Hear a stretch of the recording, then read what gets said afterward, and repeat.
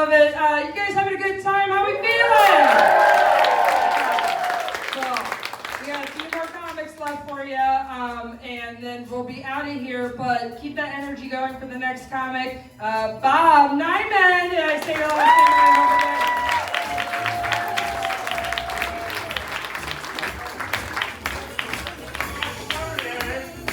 right? Because the beginning of my set is explaining what my name is. My name is Robert Neiman. Robert Rule Neiman. You can call me Bob. Bob. Now, I noticed that some of you are reluctant to call me Bob. And I have a theory of this. Which is that you resent the fact that I have two first names. You're thinking to yourself, who the fuck does this guy think he is? He gets to have two first names. Some people only have one first name. And you're thinking, my God, how entitled, how privileged, how greedy. Now, despite the fact that many of you are presenting as anti-Semites, I'm going to cut you some slack. And I'm going to give you some inside intelligence, some secret, sneaky, inside info about Judar. Now, Judar, of course, is how Jews detect the presence of other Jews who are not visibly presenting as Jewish.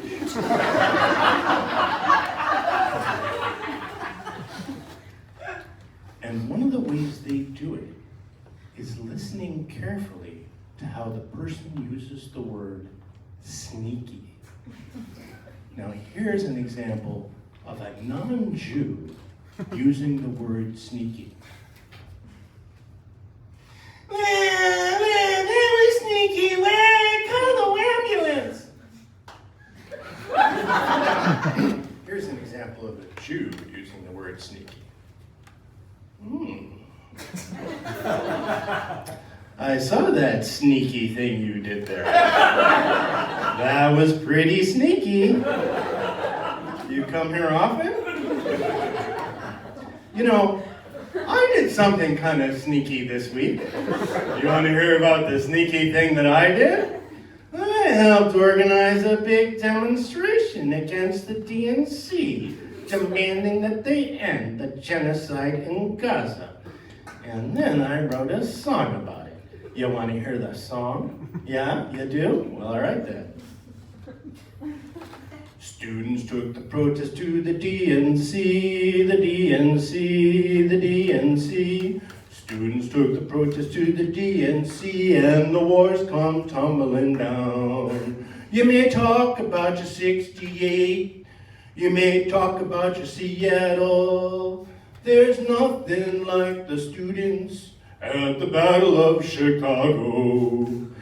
Up to the wars of the DNC, they marched with their votes in hand, saying you gotta stop this genocide in Gaza 'cause our ballots are in our hands.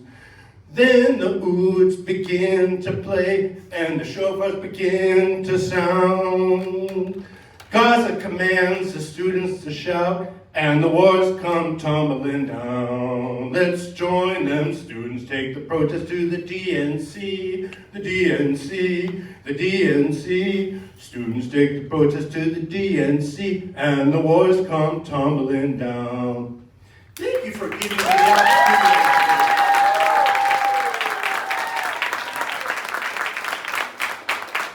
You know, people my age and even younger often like to complain about their parents.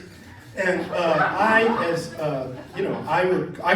could do that too. I could complain about my parents. I mean, I'm a, neurodivergent, abnormal person of a certain age. So I could complain about my parents. But I want to say something positive about my parents. My parents would be so proud to see me now standing here on a stage at Second City in front of this microphone, and all of you who paid actual money for the experience that you're having right now. Okay, you didn't specifically pay to see me necessarily, but when you bought your ticket, you knew that there was a significant risk that you would have to spend 5 minutes looking at a face like this and listening to bullshit like this come out of someone's mouth. So don't come crying to me now. Buy the ticket, take the ride. Now, the only thing that saddens me when I think about the fact that my parents are not able, apparently, to be here now is what their excuse is. Does anybody have any idea what my parents' excuse for not being here tonight to support me is? Any ideas? They're dead. They're dead. They're dead. They decided it was more important to them to be dead than to come here and support me in my first performance at Second City. What the fuck is that about?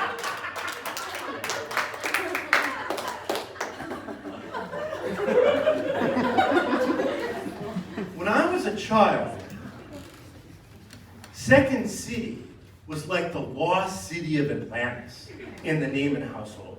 Because we listened to WFMT's Midnight Special. Anybody know what that is? Give a little applause. WFMT's nothing? Okay. And it's mainly a classical music station, but every Saturday night they had this program that was more eclectic, like Garrison Keillor type thing, where you got some comedy, some music, some storytelling, and so on. And does anybody know who the first DJ of that show was? Who was the first DJ of the Midnight Special on WFMT? Mike Nichols. It was his idea.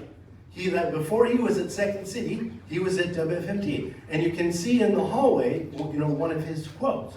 So in the Naaman household, when you said the names Mike Nichols, Elaine May, Severin Darden, you had to put spaces between them. Because these are, religious figures in the Naaman household. It's like, Moses, Amos, the prophets, Jesus, Mary, the saints, the Declaration of Independence, the Constitution, and the Bill of Rights.